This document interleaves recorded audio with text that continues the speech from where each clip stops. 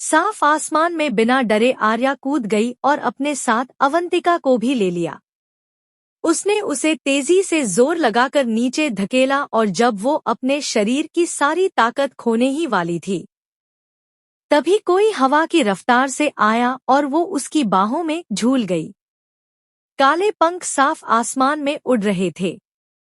अपने दोनों हाथों में आर्या को पकड़े वो शख्स बिना किसी भाव के उसे देख रहा था। इसी के साथ वो उसे अपनी बाहों में ऊपर उड़ने लगा।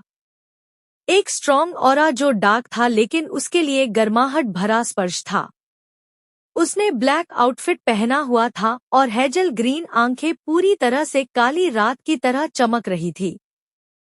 उसके बड़े काले 2 पंख बहुत ही सुंदर लग रहे थे। बेहोशी की हालत में जो आर्या ने सुना वो तेज हवा की सरसराहट थी। उसमें घुलती वो सर्द आभा जो उसके पास आते ही नरम हो गई और जानी पहचानी खुशबू। स्वीटहार्ट, आंखें खोलो, देखो मैं यहाँ हूँ और अब कोई तुम्हें चोट नहीं पहुँचा सकता। वही जानी पहचानी ठंडी आवाज जिसमें उसके लिए बेहद प्यार और फिक्र थी आर्या को सुनाई दी।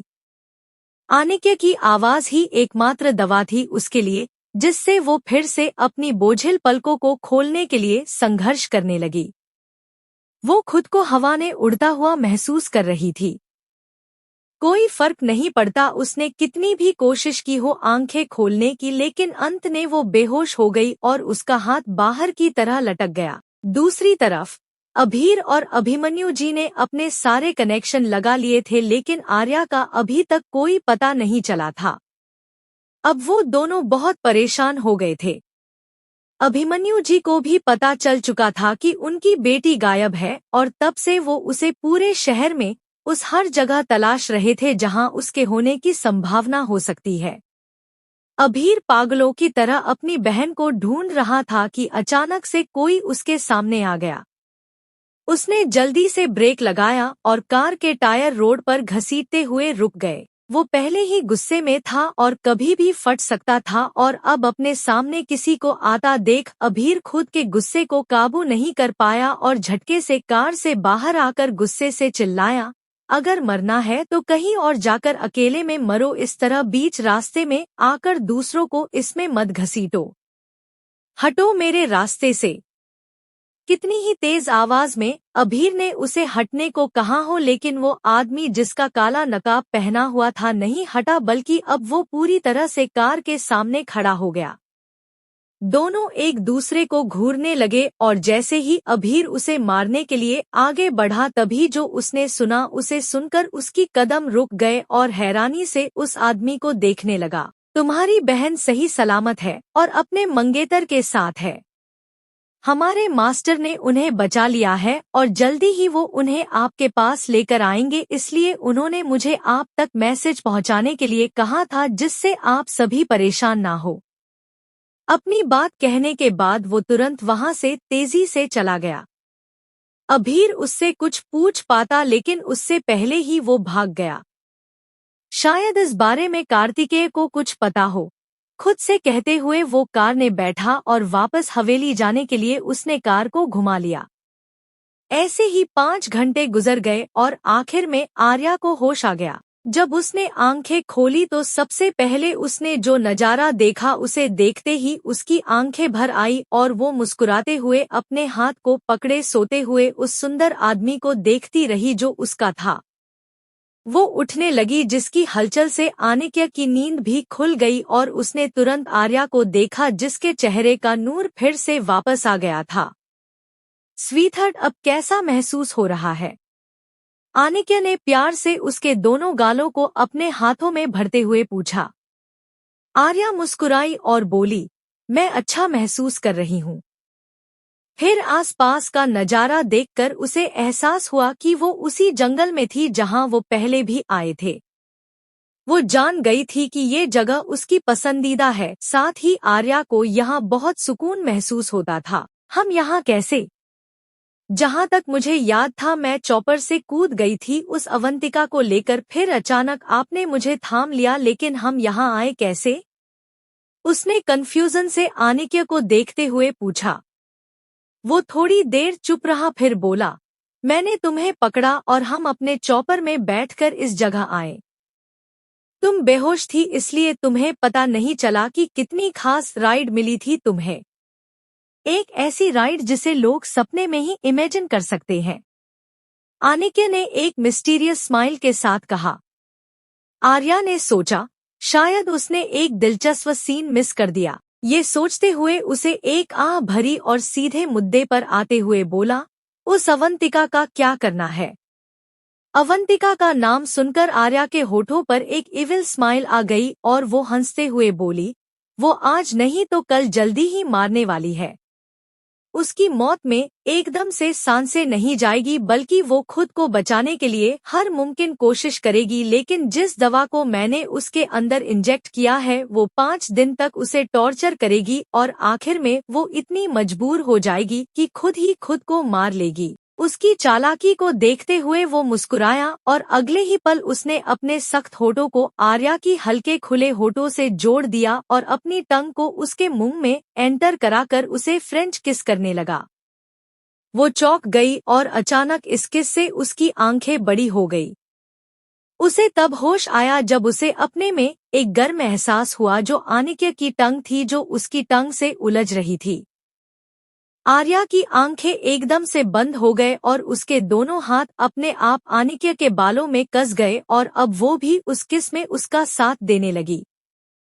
दोनों एक दूसरे को बेतहाशा चूम रहे हैं। उनकी फ्रेंच किस समय के साथ और भी हॉट होती जा रही थी।